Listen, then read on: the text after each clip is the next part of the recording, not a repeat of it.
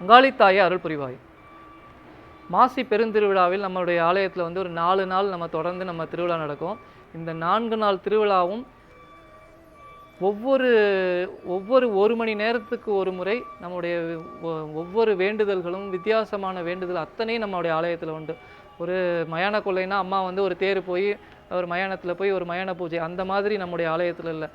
எத்தனையோ வகையான பூஜைகள், ஒவ்வொரு தெய்வத்திற்கும் ஒரு சிறப்பு, ஒவ்வொரு தெய்வத்திற்கும் நைவேத்தியங்கள், ஒவ்வொரு தெய்வத்திற்கும் உரிய கிரியைகள் எல்லாமே நடக்கும். இப்போ காவல் தெய்வம்னு எடுத்தீங்கன்னா காவல் தெய்வத்துக்கு தனி பூஜைகள் நடக்கும், காவல் தெய்வத்துக்குன்னு தனி படையல்கள் நடக்கும். இப்போ ஒரு கருப்பசாமி எடுத்துக்கிட்டிங்கன்னா அவருக்குன்னு தனியாக சந்தன கூட வரும்.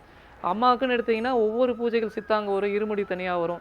முனீஸ்வரருக்குன்னு அவருக்கு ஒரு தனி, ஒவ்வொரு சுவாமிகளுக்கும் ஒவ்வொரு தெய்வங்களுக்கும் தனித்தனியான பூஜைகளும் தனித்தனியான படையல் முறைகளும் நம்ம ஆலயத்தில் ஒரு தவறாமல் பாரம்பரியமாக அதை பயன்படுத்தி நம்ம பூஜை நிகழ்வுகளை நம்ம செய்கிறதுனால நம்முடைய ஆலயத்தில் நடக்கக்கூடிய பூஜைகளுக்கு வந்து ஒரு பெரும் திரளான திருத்தொண்டர்கள், வாலண்டியர்ஸ் நமக்கு தேவை. அப்படி இருந்தால் மட்டும்தான் இவ்வளோ பெரிய நிகழ்வுகளை வந்து நம்ம எளிமையாக செய்ய முடியும். அப்போது இங்கே சேவை செய்யக்கூடியவர்களை வந்து நம்ம என்ன சொல்கிறோம், திருத்தொண்டர்கள் அப்படின்னு சொல்கிறோம். அம்மாவே என் சேவையை நீ செய், உன் தேவையை நான் பார்த்துக்கொள்வேன் அப்படின்னு ஒரு அருள்வாக்கில் சொல்லுவாங்க. அதுபடி இந்த திருத்தொண்டிற்கு நிகரான பரிகாரம் இல்லை. அப்போ வந்து இந்த அவளுடைய சேவை செய்தாலே இதற்கு மேல் ஒருவன் பரிகாரம் செய்து அடைய வேண்டிய எந்த ஒரு நிலையும் கிடையாது என்பதுக்காக தான் இந்த சேவை செய்யணும்னு சொல்கிறது. அதே மாதிரி சேவை செய்யக்கூடிய குழந்தைகள் எனக்கு மிகவும் பிரியமானவர்கள் அப்படிங்கிறது அம்மாவுடைய அருள்வாக்கு.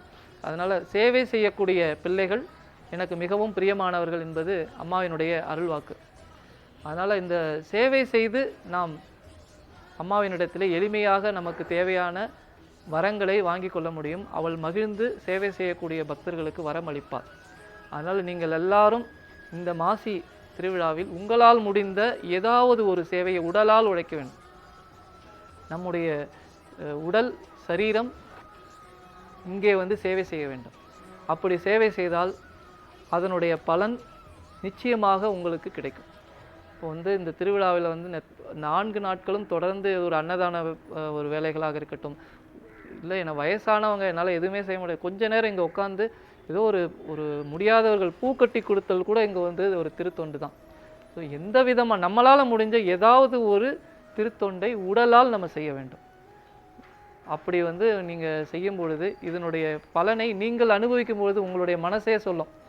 அது வந்து நம்ம நேரடியாக நம்ம வந்து இது அனுபவ முறை அப்படின்னு ஒரு முறையை சொல்லுவாங்க, ப்ராக்டிக்கல் எக்ஸ்பீரியன்ஸ்.